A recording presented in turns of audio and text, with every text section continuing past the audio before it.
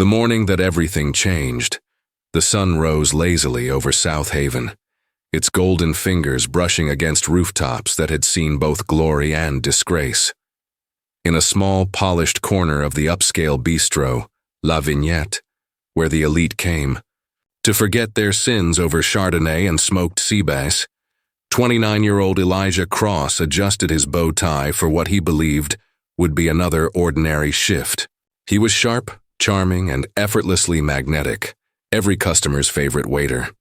Elijah didn't just serve food, he served warmth. He remembered birthdays, listened to drama, and somehow made the wealthiest patrons feel like they were the ones lucky to have his attention.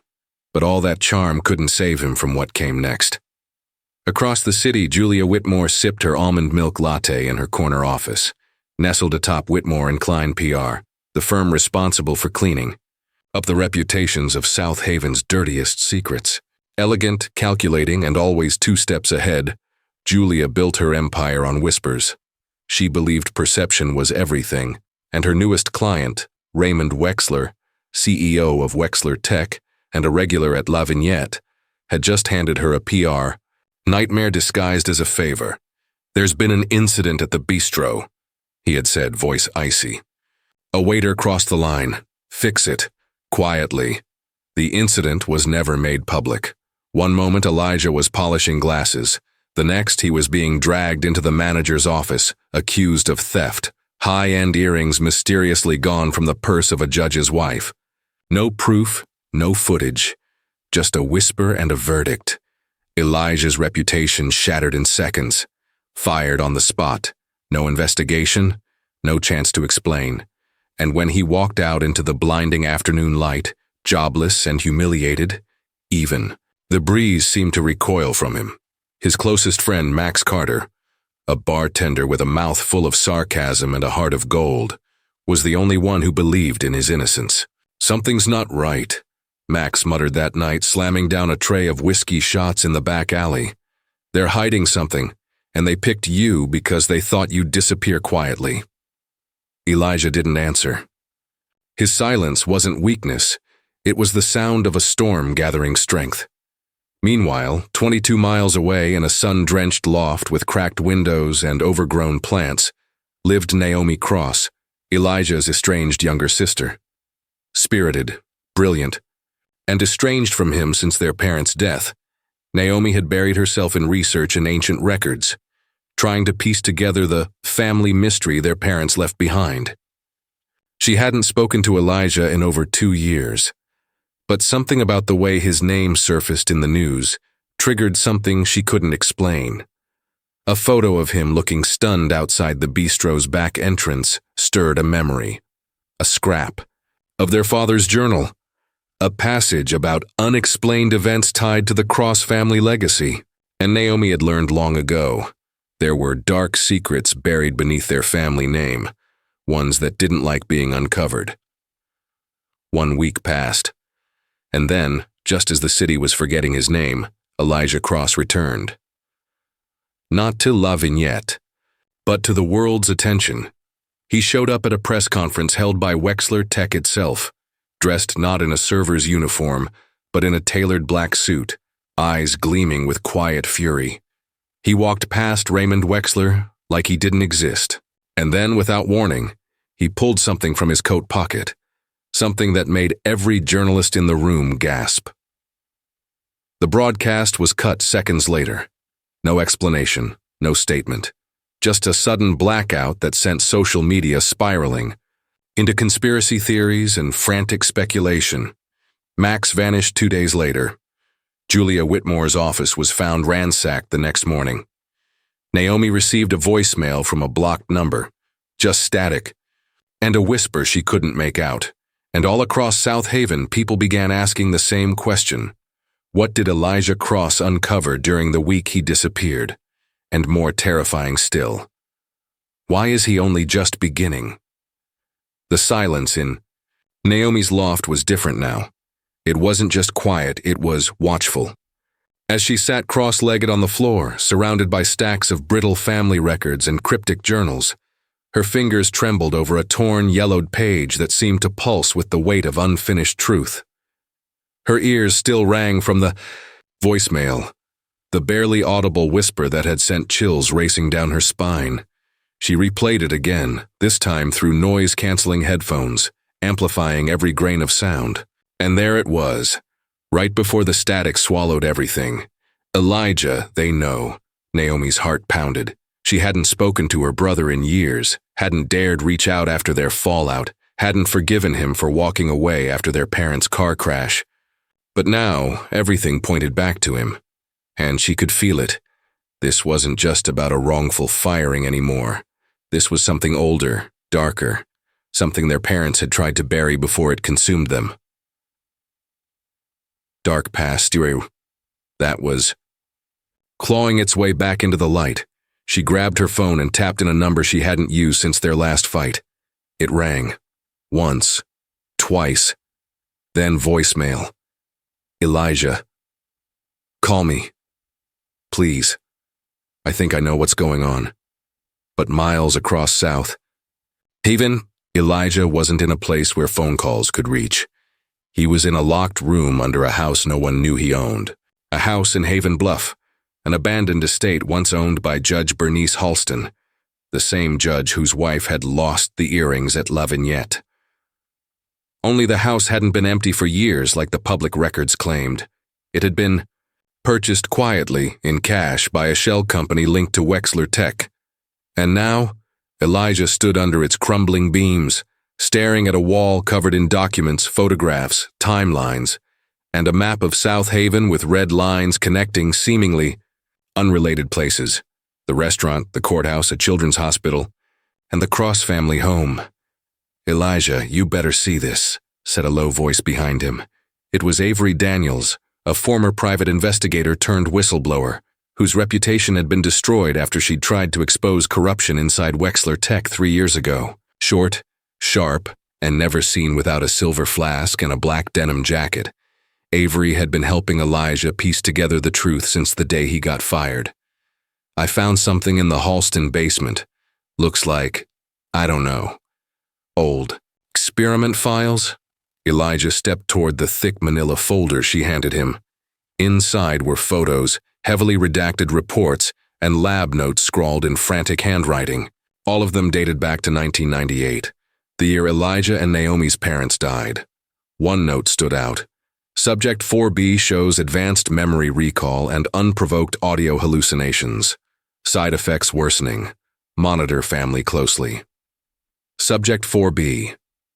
Elijah whispered, "That's me." Avery looked up, her eyes narrowing. "They were watching you? Back then?" "Not just me," Elijah said. "My dad. He was working on something he didn't want them to find. He told me once, right before the crash, if anything happens to me, don't trust anyone in a suit, and never go near Wexler." I thought he was paranoid. Avery exhaled slowly, her breath visible in the chilly room despite the season. "You weren't just fired to protect some socialite's jewelry. You were framed to keep you away from something bigger. Or to trigger me into uncovering it," Elijah added grimly. "They needed me off the radar, quiet, out of the system. But something slipped. That's why they're panicking." Outside, headlights flashed through the broken slats of a window. Avery tensed, hand instinctively moving to the knife strapped to her boot. Elijah pulled the curtain back an inch. A black SUV. "They found us," Avery whispered. "No." Elijah's voice was steady now, darker than before. "They're just part of the unfolding mystery. Let them come." Back at Whitmore and Klein, Julia was unraveling fast. Her desk, once spotless and manicured like her public persona, was littered with half-burned papers and shredded files. Her assistant, Connor Fields, a young intern with a journalism background and a knack for noticing the wrong things, stood nervously by the door, holding the latest draft of a press statement. "Julia, the board's asking questions," he said. "And the shareholders, half of them are threatening to pull out if we don't address the blackout at the Wexler press conference." Julia didn't look up. Do you know why I hired you, Connor? He blinked. Because I graduated top of my class? She finally looked up, eyes cold. No, because you were nosy. And if someone's going to dig, I'd rather it be under my watch. She stood and moved toward a locked cabinet, retrieving a slim leather-bound folder marked Cross Internal. Elijah isn't just some innocent waiter. He's part of something his parents tried to silence. And I think he just woke it back up. Connor opened his mouth to speak but said nothing. A flicker of fear had crossed his face. He'd read about Elijah, but something told him the truth was deeper than even Julia knew, and far more dangerous. At the same time, Naomi sat alone in her dimly lit loft, replaying another voicemail. One she had ignored months ago. Her father's voice, distant and crackling from the day before the crash. Naomi, if you find this, they're not who they say they are. Protect Elijah. The family's been part of something for generations, hidden, but watching us. We never escaped it. She pressed her fingers against her temples, her breath shallow. The walls around her felt like they were breathing. Something ancient and patient had begun to stir, and all the signs pointed to the same truth. This wasn't about a job. It was never just about the earrings, the bistro, or even the CEO with secrets. It was about them, their name, their bloodline, and whatever had started all those years ago wasn't finished yet. But one question now haunted Naomi, clawing at her like the wind howling through her windows. If Elijah was subject 4B, who were subjects 1 through 4A? And where were they now? Night had wrapped South Haven in its cold, suffocating cloak, but inside the old Halston estate, the air was thick with more than dust and decay. It was heavy with secrets clawing to break free. Elijah paced beneath the flickering light bulb, Avery's eyes darting nervously toward every creak and whisper from the shadows. They're watching us, Elijah. Wexler's people. But there's something else. Avery's voice dropped. Something I can't explain. Elijah stopped and looked at her. What do you mean? Before Avery could answer, a low hum filled the room, an unnatural vibration that made the hairs on their arms stand up. The maps on the wall trembled, a faint blue glow pulsing from the old electrical box in the corner. Avery grabbed Elijah's. This isn't just corporate espionage anymore. There's something otherworldly tied to this house. Elijah swallowed hard. His mind raced back to the fragmented journal entries Naomi had uncovered. Notes about energy anomalies and experiments beyond human limits. Had their father been dabbling in forces they were never meant to understand? The family's dark past suddenly felt alive, threatening to consume them all. Just then, a sharp knock shattered the fragile silence. Both drew their weapons, Avery's knife, Elijah's clenched fists. At the door stood a figure drenched in shadow. Detective Marcus Reed, a hard-nosed cop with a reputation for digging too deep and paying the price. His eyes were wild, haunted. Move, Marcus warned. You don't know what you're dealing with. There's a storm coming. Wexler's not just covering up corruption. There's danger lurking over here in every corner of this city. And you two are in the eye of it. Elijah's jaw tightened. Then why are you here? To arrest me too? Marcus shook his head. No, to warn you. You're connected, more than you realize. The subjects you're talking about, they're real and some of them aren't human anymore.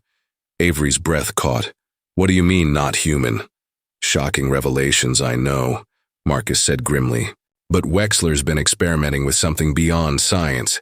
Ancient energy, genetic manipulation, even entities from places we don't understand. I've seen it, heard things, people disappearing, reappearing changed. Elijah felt his heart sink. His world spun. The mystery deepens with every word. Meanwhile, across town, Julia Whitmore stared at her computer screen as encrypted emails flooded her inbox, leaked documents exposing Wexler's darkest secrets. One file bore a chilling headline, Project Nemesis, Subject Termination Protocol Initiated. Her fingers trembled as she read further. unexplained disappearances of research subjects, enhanced abilities manifesting, and potential breach of containment. Her carefully constructed world was crumbling. The emotional turmoil was palpable. She glanced at Connor, who looked pale, overwhelmed. "We're in deeper than I thought. This isn't just PR spin.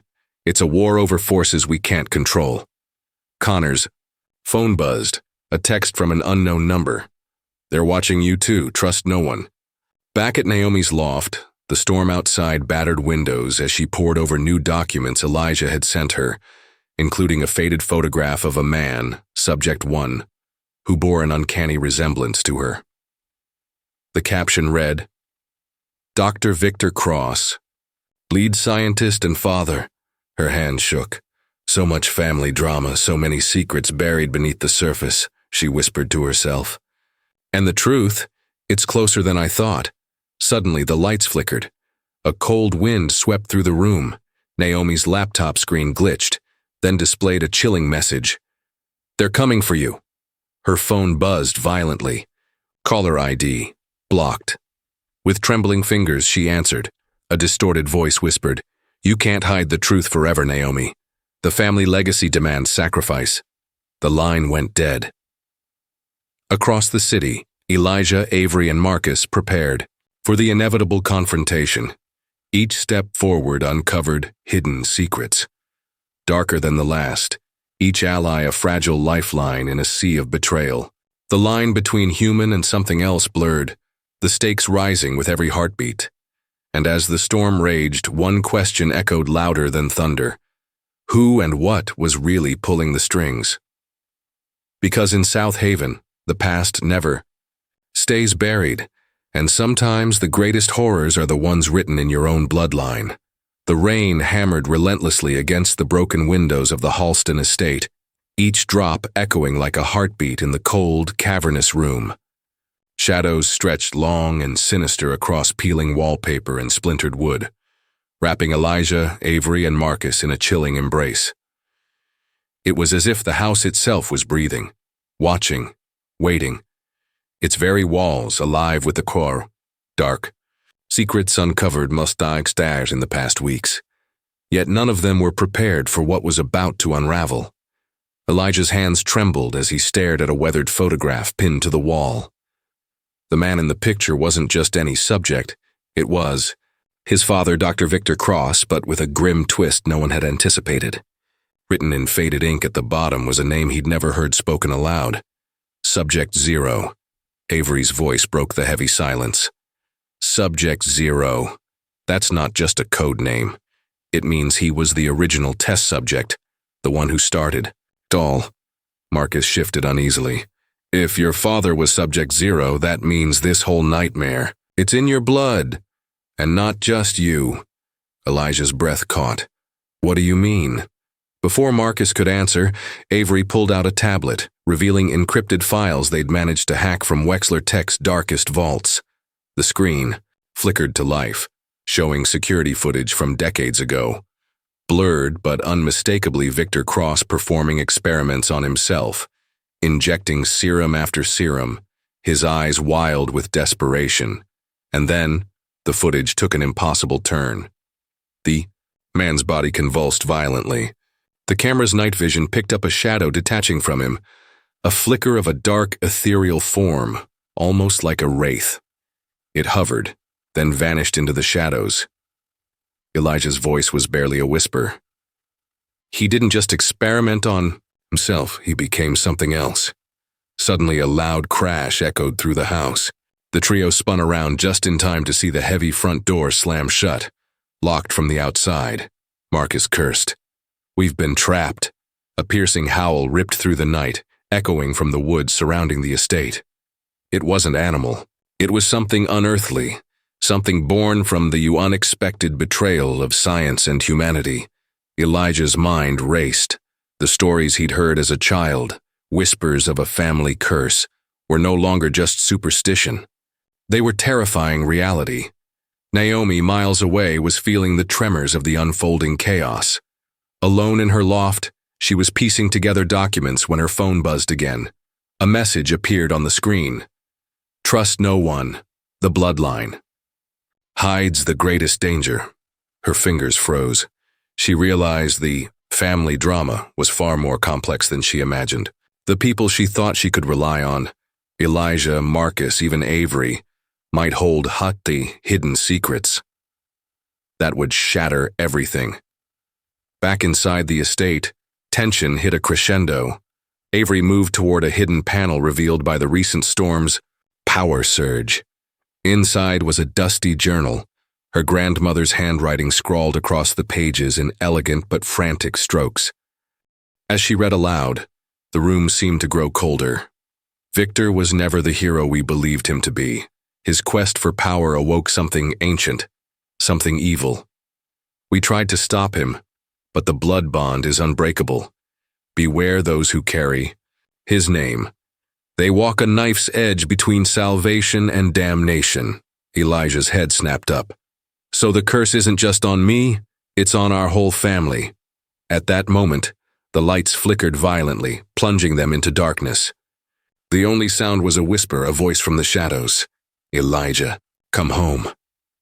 Avery's flashlight caught movement, something slipping behind a crumbling pillar. Marcus aimed his gun, but before he could fire, a blinding flash seared the room. When the light faded, one thing was clear. Someone, or something, was no longer who they appeared to be. And the ping's high tension wove. And in the air wasn't just fear. It was the chilling promise of a cliffhanger moment that would redefine their fight for truth, survival, and redemption. As the storm outside raged harder, Elijah whispered to himself, "What have we truly awakened?" The cold air clung to their skin like a warning as Elijah, Avery, and Marcus struggled to steady their breathing in the dim, flickering light. The blinding flash had left them disoriented, and when their eyes adjusted, they saw that the shadowy figure was gone, vanished as if swallowed by the very darkness that permeated the Halston estate. Yet the heavy silence that followed was almost louder than any scream. Rising tension coiled in the room like a serpent ready to strike. Avery's hands shook as she clutched the journal to her chest, her voice barely more than a whisper. This changes everything. If Victor Cross became whatever that was, then the experiments didn't just fail. They unleashed something that's been hiding in the bloodline all along. Elijah nodded slowly, eyes haunted. It's like the mystery unravels only to tighten its grip.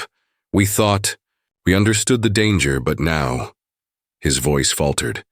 Now it feels like the darkness itself is alive, stalking us. Marcus paced near the cracked window, glancing at the shadowed woods outside where the howling still echoed, growing nearer. We're not just fighting corrupt CEOs and hidden labs anymore. This is bigger. It's something ancient. Something that Wexler's greed disturbed but couldn't control. And now it's hunting us. A distant rumble shook the floor, dust falling from the ceiling beams as the house seemed to shudder with unseen force. Avery's eyes widened. We need to find answers, and fast. But the deeper we dig, the more danger grows. We're running out of time. Elijah's jaw clenched as memories flashed. Fragments of his childhood. A father distant but obsessed. Whispered family warnings he'd ignored. The emotional conflict inside him surged like a storm. How do I fight something that's part of me? How do I protect those I care about when the blood running through my veins might be the very thing that destroys us? Just then, a soft creaking from the hallway caught their attention. Marcus raised his gun, stepping cautiously toward the sound. From the shadows emerged a figure, Julia Whitmore, her face pale but determined, clutching a thick folder of documents. "I've found something," she said breathlessly. Project Nemesis wasn't just about genetics. There's mention of energy transfer, something they called the crossing. It's a ritual, a way to bind human will to an otherworldly force. Victor wasn't just a scientist. He was a cultist in his own way. Avery stared at Julia, disbelief mingling with fear. "You mean our father willingly sacrificed himself?" Julia nodded grimly. "And if the ritual failed, it would explain the entity in the footage, the shadow that slipped free." Elijah's hands clenched into fists. So the danger we're facing isn't just external. It's a part of our family's twisted legacy. The room grew colder still, as if the house itself exhaled a dark breath. Suddenly, a low whisper curled through the air, words indistinct but charged with menace. Avery shivered. "Did you hear that?" Marcus's eyes narrowed. "We're not alone, and whatever's here, it's aware." Outside, the wind picked up, the storm's fury escalating as branches scraped against the windows like skeletal fingers. The tension inside was mirrored by the chaos outside, a perfect storm of fear and revelation. Elijah moved toward the fireplace, pulling from the ashes a small charred box he'd found earlier in the day. Inside lay a locket engraved with the family crest, and a folded letter stained with age and blood. His voice trembled as he read aloud, "To those who bear the cross name, beware the price of power. The darkness seeks to claim what is owed. Trust no one, for the enemy wears many faces, even those you love." The words hung in the air like a curse. As the house groaned under the storm's assault, the group realized this was no longer just a fight for survival. It was a battle against a legacy of shadows, a puzzle of dark secrets that threatened to consume their very souls. With every heartbeat, the clock, mystery unravels, but the cost becomes clearer, emotional scars deepening as the danger grows, and trust fractures under the weight of fear. Elijah looked at Avery and Marcus, determination hardening his gaze. "We have to face this, together. But the question is, how do we win a war when the enemy is inside us?" The answer slipped away with the rising wind, leaving only the haunting echo of what lay ahead, and a chilling sense that the darkest chapter was yet to come. The air inside the Halston estate was thick with tension, every creak and whisper amplified, like a ticking clock counting down to the inevitable. Elijah, Avery, Marcus, and Julia stood in the heart of the ruined laboratory, once the center of Victor Cross's forbidden experiments, now the battlefield where the final showdown would determine their fate. The storm outside had reached a frenzied roar, lightning illuminating the cracked walls and broken glass with every flash. Elijah's pulse pounded as he faced the shadow that had haunted his family's legacy, the dark, shifting form that had escaped decades ago and now threatened to consume them all. The danger reaches peak, a palpable force pressing against their sanity and resolve. "We don't have much time," Marcus urged, his voice sharp. "That thing feeds on fear. If we hesitate, it wins." Avery nodded, clutching the journal tightly. "The ultimate truth is in here, the ritual that binds it, the weakness it can't overcome. But it means risking everything." Elijah stepped forward, his eyes blazing with a fierce determination born of countless sleepless nights and emotional scars. "Then we face it. No more running. This ends now." Suddenly, the shadow lunged, a terrifying blur of darkness and malice. The room exploded into chaos. Elijah dodged just in time, the cold air crackling where the entity's claws had missed. Avery read aloud from the journal, her voice steady despite the mounting terror. "To break the bond, the bloodline must confront the shadow and offer a sacrifice not of life, but of trust." The group froze, understanding dawning in their eyes. "It's not about death," Avery said breathlessly. "It's about choosing who to trust. If we betray one another, the shadow feeds and grows stronger." The emotional climax surged as old wounds and secrets came crashing back. Marcus glanced at Elijah, suspicion flickering in his eyes. "How do we know you're not hiding something? That you won't turn?" Elijah's gaze hardened. "Because I'm fighting the same darkness you are, I won't let it win." Julia stepped between them, raising her hands. "We have to believe in each other. This is the only way to survive." The shadow hissed, sensing the fragile unity, and surged forward. Time slowed as Elijah, Avery, Marcus, and Julia locked eyes, silently pledging loyalty despite the fear. Gnawing at their hearts, in a synchronized moment, Elijah stepped into the circle of light created by the flickering lab lamps and placed the locket on the ground. The shadow recoiled, wailing in rage. Avery read the final words aloud, voice steady. Only through trust can the darkness be severed. A blinding light exploded from the locket, engulfing the room. The shadow writhed, screaming, then dissolved into nothingness. Its hold broken. Silence fell. The storm outside eased to a gentle drizzle. Hours later, the four stood outside the estate, exhausted but alive. The weight of the battle lifted, replaced by a fragile hope. Elijah looked up at the clearing sky, voice soft but resolute. We've faced our demons. The lessons learned as are clear. Power without trust is destruction. Avery smiled faintly. And family isn't just blood. It's who stands by you in the dark. Marcus nodded, a rare softness in his gaze. We survived because we chose each other, not because we were perfect. Julia added, this is just the beginning, but for now, we have a hopeful ending. As dawn broke over the horizon, they turned away from the ruins, carrying the scars and strength of their journey. The mystery was solved, but the echoes of their past would always remind them of the price of secrets and the power of unity. In this moving conclusion, the shadows may have faded, but the light they found within themselves promised a future, shaped not by fear, but by courage and trust. And as they walked into the new day, one question lingered, not of darkness, but of possibility. What comes next when the past is finally laid to rest?